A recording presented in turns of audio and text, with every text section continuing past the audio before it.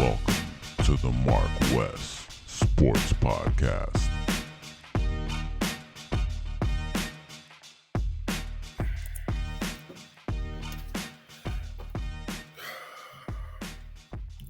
Go ahead and set it off like a big dog's supposed to. It's the MarcWes Sports Podcast.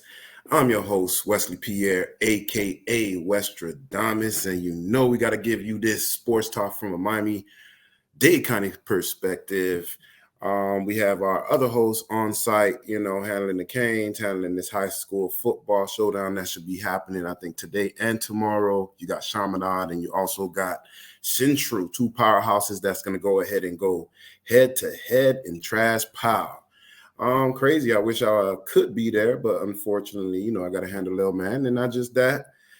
No point of going if they're not going to have anybody go ahead and record, meaning broadcasters, meaning reporters. We're not going to be able to do that. So might as well stay to the crib and see what Marcus has for us when he come back to the studio. But yeah, I'm going to go ahead and set it off right now and talk about Dade County, talk about who? The Miami Dolphins, talk about who? The Miami Heat, and also the Canes. And you can go ahead and follow us on the MarcWes Sports Podcast on all platforms.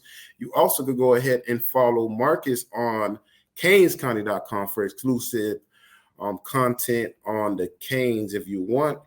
Now I'm going to go ahead and set it off like a big dog supposed to. Got to set it off with who? The University of Miami. I mean, we on a great start. I don't know what else to actually say besides that. I mean, we're on to a 3-0 start. We're going to go ahead and play Temple this Saturday at 3:30. I think it's going to be an easy win. And hopefully the Canes don't think like that because I'm a fan and they're the players. Don't overlook these players. Go ahead and set it off on them. Hit sticks like the Maury Brown. And the incredible play there. Wow, Damari Brown like a heat-seeking missile. Last week we saw Jaden Davis have a huge play to disrupt the backfield. This week it's Damari Brown just coming in with bad intentions and meeting the running back as he's getting the football and just taking it to Lindsey right there. Wow, helmet popped off. That's a Sports Center top 10 play if you've ever seen one. Suplex slam individuals like Ruben Hurricane Bain. Jimmy Robinson in the backfield. Sprague. Pocket collapsing. Flag on the play. Ball is loose. Leonard Taylor picks it up. And he gets taken down near the 5-yard line. And let's go ahead and continue on this positive trajectory. I mean, first I got to go ahead and say, we're the real Miami. We already done handled that week one. We decided to destroy Texas A&M in the second half of that game.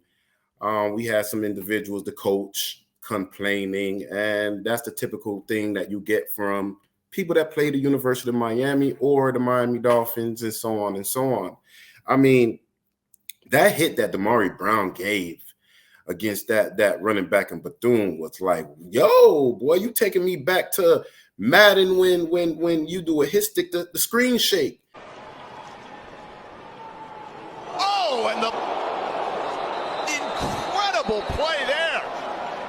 Wow, Damari Brown like a heat-seeking missile. Last week we saw Jaden Davis have a huge play to disrupt the backfield. This week it's Damari Brown just coming in with bad intentions and meeting the running back as he's getting the football and just taking it to Lindsey right there. Wow, helmet popped off. That's a Sports Center top 10 play if you've ever seen one. I was feeling real good. I'm like, damn, well, wifey see me going crazy. And I know y'all probably like, man, come on, Wes. You really going crazy over that game, Bethune? Yes. Y'all don't understand the pain that we've been going through all these years. Having players just give up, having players not give everything that they need to be given to win these actual games. So when we have our rookies, our freshmen doing a thing like that on a national platform, against Bethune, against Texas A&M, a team from the SEC that's supposedly supposed to be good, got a good D-line, got a good O-line. I'm going to go ahead and talk my shit. You feel me? I'm going to wipe my ass with what y'all been saying in the national media. Everybody want to go ahead and talk about Colorado. Yeah, I respect what Deion Sanders is doing. I respect it, I respect it 100%, man. You got prime time. He from Florida. I know he's staying in Atlanta, but he's originally from Florida. So for me, I'm going to go ahead and, I'm going to watch these games when the University of Miami isn't playing. But, one thing I do not understand and will not understand is how our alumni players, yes, alumni players is over there in Boulder with the Boulder, Colorado, Buffalo jerseys on, the logos on. Like, what we doing over here, man? Come on, Michael Irvin. Come on, The Rock. Yo, matter of fact, The Rock, you got a building named from you. I know you donate and this, that, and the other, and you're trying to build your brand some more, but you're The Rock, man. You don't need to do shit like that. Come on, man. You got Warren Sapp over here. I'm just like, come on, what is this that we're doing? What is this that we're seeing over here? Because again, we're doing basically what the Colorado is actually doing over there, what Prime is doing, setting the foundation, getting rid of all these garbage players. Yes, I'm gonna say garbage ass players because these players was garbage. You know the players was garbage because it's not a 360, it's a 160. I mean, come on, 180. I mean, you got the players, got rid of them, coaching staff got rid of them, and the first year you see Colorado doing good. You see the first year the University of Miami's doing good. I mean, look at the O-line, man. I mean, TVD even running in for touchdowns because his O-line is so much on point. Van Dyke coming off a 5-touchdown game against Texas A&M. And Van Dyke with the keeper, and he walks into the end zone for the touchdown. A 10-yard scamper. I mean, what can you say about a team that's been constantly having to go through adversity, and finally when they actually reach that adversity, I mean, I wouldn't say it like that because we still got the rest of the season to actually go.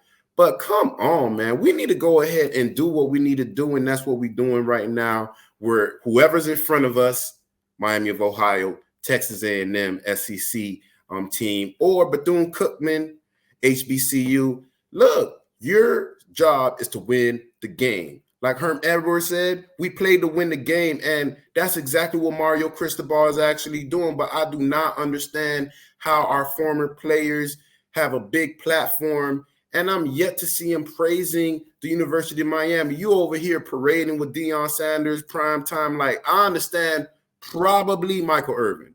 Why? Because Michael Irvin, like, you play with Deion. But Warren Sapp, like, what's going on, bro? Like, come on, like, why are you over there? And not just that, I'm trying to see if there's anything that transpired between Miami's new coaching staff, Mario Cristobal, and, these former players like Michael Irvin, Warren Sapp, The Rock. Like, is there some type of animosity here? I mean, I didn't hear anything. I'm pretty sure Marcus didn't hear anything about none of this, but at the end of the day, I'm seeing our players, our former players, have Colorado jersey on, and it made me feel some type of way, especially right now since we're doing good. We're on the 3-0 start, and it's not a good look for me personally. Now, again, I think once we continue on this winning trajectory, which I think is going to happen on Saturday when we play Temple, maybe they go ahead and do us a solid and give us some salutes. But me, I like what Alonzo Highsmith said. Alonzo Highsmith said, you can't catch me.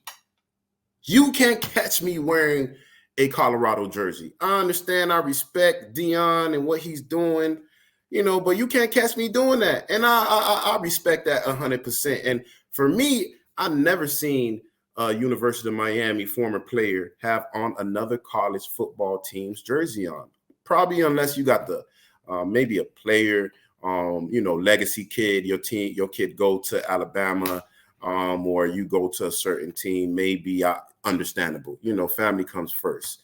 But like from what my understanding is, the University of Miami is a family. We close knit, and not just that, but early in the season, you actually seen who? You actually seen all these former players wear Paradise Camp, Legendary Camp, whatever you want to call it right now. They over here staying at the crib, especially Michael Irvin, man. Every motherfucking year you over here giving our players that little, kick in the pants before the season start, telling them that this is what Miami is. You got to leave everything on the gridiron.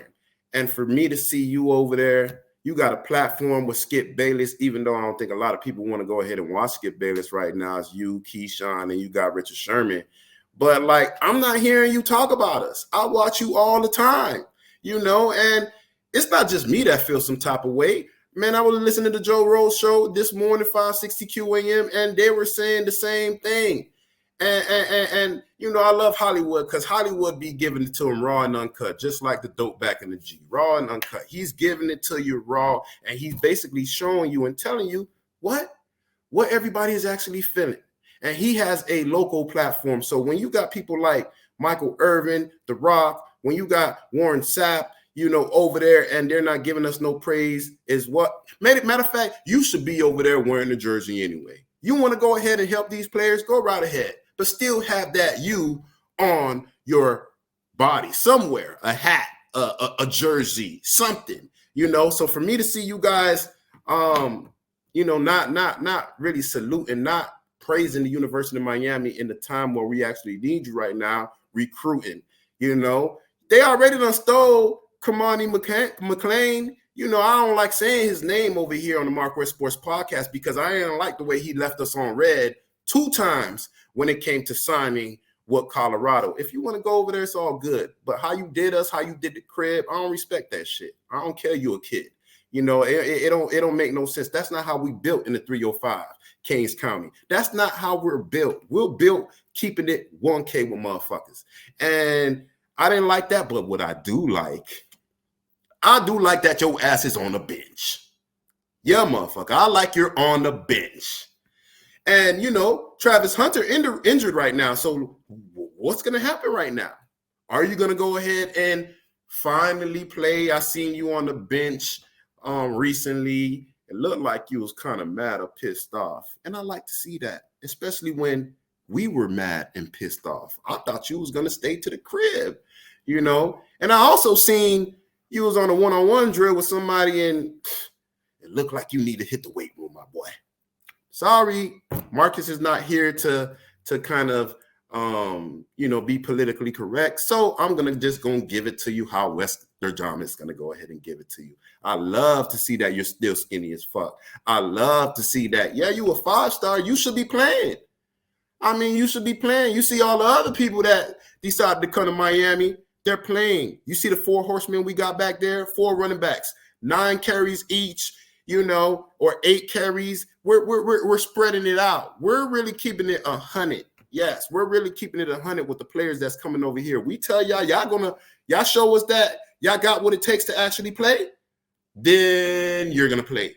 It don't matter. It seems like Ruben Bain right now also is getting more reps. We know he's a 5-star. Some people say he was a 4-star, but he's a 5-star. When you commit to the University of Miami, they're gonna take away some of them stars. So for him to be suplexing motherfuckers, making his debut in the WWE just like The Rock, it feels good. It feels good, and I want to see this winning trajectory or winning habit keep happening, because we're so used to losing, especially after that 5-7 season last year. So for us and for me on the MarcWes Sports Podcast, I love to see that.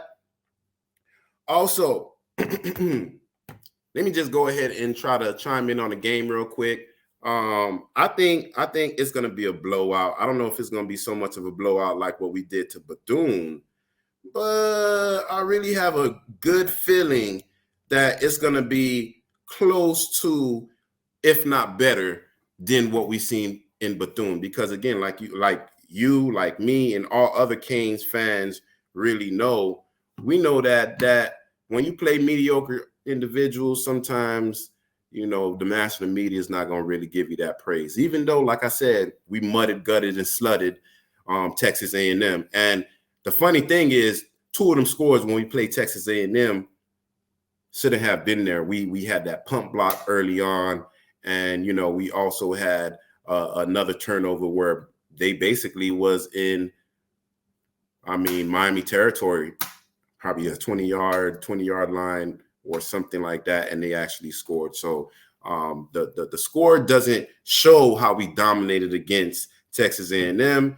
And when we have these players playing Bethune-Cookman, HBCU, you know what people are going to say, it's not that serious. It's a HBCU. But I do like seeing that our 2's and our 3's. You remember when Joe Philbin from the Miami Dolphins was like, I know we got some 2's and 3's. I want to know if we got 1's. Well, we have the 1's over here in Miami, CanesCounty.com and MarcWes Sports Podcast. We have the 2's and 3's showing out.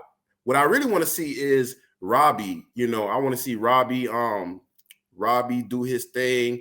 I want to see Bobby do his thing. That's the twins. If you're from the crib, you already know what time it is. I know the linebacker, Bobby Washington, he's a hit stick guy. He's a hit stick player. He's a guy that's going to give you what you want, what I want, and that's putting a hit stick on motherfuckers. It seemed like him and Damari Brown's been chilling around each other a lot more, because what Damari Brown did, hit stick that dude, helmet came off. I'm like, oh my God, James Williams is mutting motherfuckers. Shallow cross and great pursuit to take down. Able to get to the corner inside the 20 before he is taken out. That time hard by James Williams, but they... Wigman. Wow. Big hit that time on Evan Stewart. That was James Williams. Incomplete.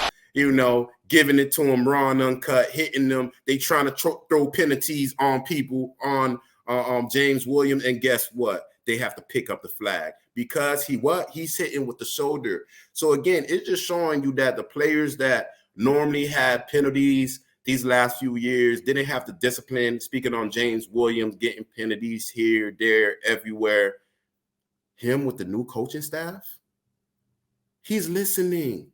And that just shows you when the player listens that he done bought in. Because James Williams is a freak, man. Like, this guy's like 6'5", 6'6", you know, big body individual. Really should be playing DN or on a D line or something like that. But for him to be playing safety and still manifesting as the player that we think he should be, you know, it's a real good thing. I think him and Cam Kitchens back there is really holding it down for the crib, making everybody feel good, you know, feel good, just like Halle Berry. I want you to make me feel good. Only thing is, we're not talking about, you know, what we seen in that movie. We're really talking about, I want to feel good when I leave the game. I want to feel good when I'm at the crib. I want to talk shit to people like Alabama. I want to talk shit to people from FSU. Yeah, those people that were supposed to go and sign with y'all, they staying at the crib. And I love that. I love to see that these players from Miami-Dade County or from the Tri-County or just from Florida, because, you know, all the athletes come from Florida, you know, the Gunshine State, the Sunshine State, you know. I love the plain fact that we're getting these 5-star players to commit. We just recently got defensive linemen from the Rock Block from Central commit to University of Miami. Blount, yeah, man, I want to see that. I want to see you and Ruben Hurricane Bang mutt shit. This is what we want to do. I want you to be walking motherfuckers on the damn field. That's what we want. We want that, and we got them dogs. We got them big dogs with heavy nuts in Dade County and Kings County staying at the crib. Now, what I really want to see is, yeah, we know we got Kobe Young, Restrepo. We have a plethora of wide receivers, you know, that's doing their thing, right? But I want to see, I know we got JoJo staying to the crib. You feel me? You know, I want to see his homeboy that's committed to the University of Ohio or Ohio State. I want him to be like, man, you know what? I'm gonna stay to the crib. And when we would add him to Kobe Young, add him to, I don't think Restrepo's gonna be here. He's probably gonna go to the league after this season. But I want to see these 5-star raw receivers stay to the crib. These 5-star corners, besides Kamani McLean. And one thing I know I was throwing some salt on Kamani McLean, because he done tried us, man. Like, you know how it is at the crib. Loyalty is everything. And the way you done, left us on red, having the national media make us feel some type of way because you done left us. You told us meet us over here, but then you in Colorado. That's some fuck nigga shit. I'm sorry. I'm gonna keep it real. I'm older, and I know everybody gonna be like, they're kids, man. Fuck all that bullshit, man. We from Dade County, and loyalty is everything. Do what you say what you do. And if you're not gonna do that, then don't say anything at all. And I'll respect it a little bit more. What I want to know is, does the fan base want him back? If he wants to come back, will they accept him? For me, I'm a little 50-50 on that, I'm a little 50-50 on that. Earlier when I spoke on you, I probably said I don't want your bitch ass back. But, thinking about it, thinking about growth, thinking about myself growing, forgiving and forgetting. I had a conversation like that with one of the teachers when I was teaching yesterday. And I told him, like, one of my biggest issues is forgiving people. So don't be like Westradamus. Forgive and forget. Bring your ass back to the crib. But I ain't gonna lie, though, that shit was feeling hella good when I see your ass on national television sitting on a bench. And you're like, damn, no playing time. Yes, hey, it is what it is. Maybe you should have stayed to the crib and you wouldn't have to be going through all that. And for me, playing Temple this week, I think they say Temple. I know. Let me go ahead and check. I know they say that we probably gonna win because it's Temple.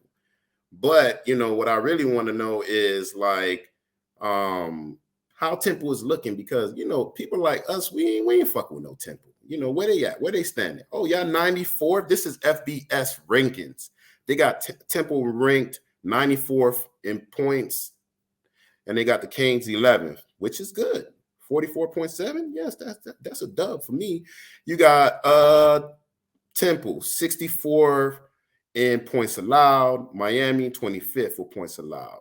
66 with total yards for Temple. 15th for Miami. I'm loving this trend. Like, we're doing a little good. When it comes to where we at. It normally be flipped. We're normally 94th when it comes to points. We're normally 64th when it comes to points allowed. So to see us over here doing our thing, and again, I don't know if I want to keep reading Temple because they're on the bottom barrel. So we already know what it is. Let me go ahead and repeat just Miami because we ain't fucking with Temple. We got points allowed 11 for Miami. Points per game, 11th. Points allowed 25th. Total yards per game, we got 15th. 13th passing yards. Yes, that's great. 38 rushing yards. And that's probably because we don't want to waste our running backs on mediocre teams. We actually really did play one good team so far. And Texas A&M, y'all motherfuckers need to win. Y'all need to win these games. So when it come later on, this game that we just beat you 2 weeks ago, it seemed like a real good game. It's not, Texas A&M will suck. So who cares if you played them and you beat them? You see their record now? It's 5-7 again. No. We need you guys to at least be, 50-50. Give us some good wins later on, so that win that we did have against you guys means something. Yards allowed 19th. Okay, top 20, 48th. Turnover differential. Yeah, that's one of the things that I do want to go ahead and hope that we do get some changes on. I want to see some more picks, man. You feel what I'm saying? I want to see some more picks. I'm happy they took the turnover chain away, but maybe they need to take the turnover chain and put it back on, because like we got better players, but we're not getting the turnovers that we think we should be getting. So hopefully Mario Cristobal, you can motivate him some way, somehow to actually get these turnovers, but I do respect what you're doing. I do respect these players right now. You know me, I'm gonna dog the players that drop passes. I'm gonna dog the players that do dumb shit. You know, it is what it is. You know, I know we're supposed to be the adults, but fuck that. I'm a fan too, and I'm gonna go ahead and tell your ass when your ass is fucking up. So for me, I'm looking at this right now like positive. I'm pretty sure Marcus is thinking the same thing, positive. But I want to really see how this season go. This game for me should be a running and passing game. I really want it to be kind of like Bethune-Cookman. Let's see some more of these 2's. Let's see some of these 3's, more of these 3's before we actually play our schedule in the ACC. I know that's going to be real soon. But we had one SEC team, dominated them. Basically, if you did watch the game, fuck the score. Look at what we did all game. I think that we should be real good this season, and I think playing Temple is not going to be any different. I think that the University of Miami will be probably in the top mid-30s score-wise, and I think Temple will probably have maybe like I'm giving them 14 to maybe like 35. What I don't want to happen is these injuries. It was a good thing that we did play Bethune-Cookman when we lost a few individuals on the team. I don't think it was that bad besides the Cam Kitchens one where he had to get carted off to the hospital. And yeah, it looks like he made a full recovery. Of course, you want to be kind of cautious on this. You don't want to have him play against Bethune. Have that dude rest, you know. It's an All-American. I'm pretty sure that he will be a first-round pick when he do declare for the NFL draft. But, yeah, going back to the game, I think it's going to be cakewalk. But you guys that's actually watching, that's on the team, don't think like me. It's not going to be a cakewalk. They're going to be a serious team. And because I don't need y'all motherfuckers taking y'all foot off the gas. Keep your foot on their neck. That's what we do. We already know they hate us because of the beaches, the women, and the weather. So we just want you guys to give them another reason why y'all want to motherfucking hate us. And that's because we're winning. Again, like I say, I don't follow soccer too much, but Messi been creating a mess in the MLB. It looked like they're going to win another championship. You know, I don't know what championship it was that they just won. You know, probably Chris or Marcus will probably clarify that for me when I get off air. But that's what I want. I want to see the Canes do good too. You feel me? Because it was one point the Canes was the real Miami. It wasn't the Dolphins. It was the Canes. You seen the 30 for 30s. The Canes was inviting the Dolphins to come in the club. You feel me? Let them through. You don't need to stay in the line. We VIP over here. You know, I wanted to be where everybody from Miami knows the dogs that's from University of Miami, the dogs from the Dolphins. You see the jersey, Tyreek Hill, matter of fact, jersey.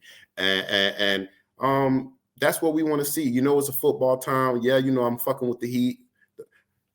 That's really like everything. You know, the Heat is showing us the model. They already got 4 rings. And we want this back. I like the shit talking from James Williams. Keep talking shit. I like the hit stick from Damari Brown. Keep hitting sticking these motherfuckers. Make the screen shake, you know. And I just think that what we're doing right now, staying under the radar, like Alonzo Highsmith said, you know, speaking on our former players with the Colorado jersey on, we're gonna hunker down, you know, be low key, and call it a day. I kind of do like the feeling that all the attention is on Deion Sanders.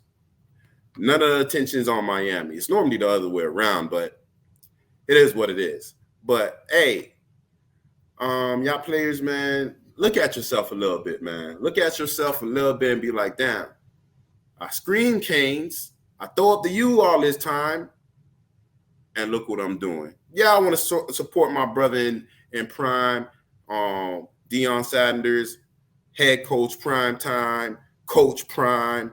But like, come on, man. It's all about the U. It's all about the U. So yeah, let me go ahead and kind of transition into another topic. I kind of was speaking on it already a little bit. You see the jersey, the Dolphins doing our thing, balling like a big dog. Tua, the arm of the almighty Tua, is prevailing again.